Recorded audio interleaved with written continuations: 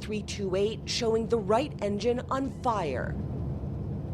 All of a sudden there was a loud sound and then it got really, really bad. I thought lightning struck the plane at first.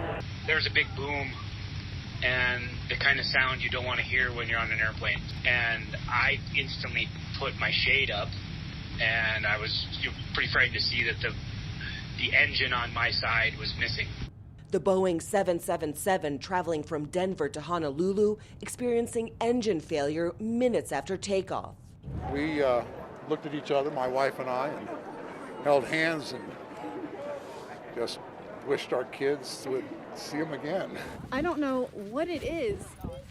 Eyewitnesses on the ground seeing pieces of the aircraft falling from the sky in the Denver suburbs of Broomfield. Honestly, on the basketball court, just having fun. An airplane was flying really high overhead, and basically what sounded like a sonic boom made everybody look up.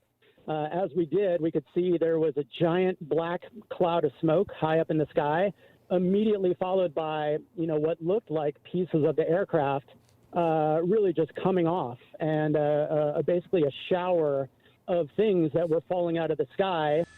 The debris field spread over a mile, according to Broomfield police. Massive pieces of metal puncturing a roof, strewn over a soccer field and lawns. My wife and I were sitting inside the house, just finishing up with the paper, and we heard this big bang, and we kind of looked at each other and go, "What was that?" And then all of a sudden there was a bang and a crash, and this object just rolls right in front of our house, right out the front window.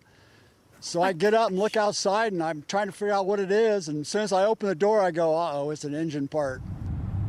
It was just after 1 p.m. local time when the pilot of the 777, with 241 people on board, declared an emergency. Mayday, Mayday, United 328 Heavy, Mayday, Mayday aircraft. 328 Heavy, say again, please, read all that again. Yeah, United Denver departure, United 328 Heavy, Mayday aircraft just experienced engine failure, needed turn immediately. The crew keeping the airplane under control and safely landing back at Denver International Airport. My daughter was sitting on the window, and she's I was just like, don't look, like let's close it up and let's just pray. So that's what we did. We kind of just held hands and said some prayers. We took some time to pray with each other, and there were people around me praying, but I felt fairly confident that we were going to make it back to the airport. According to United, none of the passengers or crew suffered any injuries, and incredibly, no one on the ground was injured. This park, on a day like today when it's not as cold as it was last weekend, we could have hundreds of people here. And the fact that we are still not getting reports of any injuries is absolutely shocking at this point. It's amazing.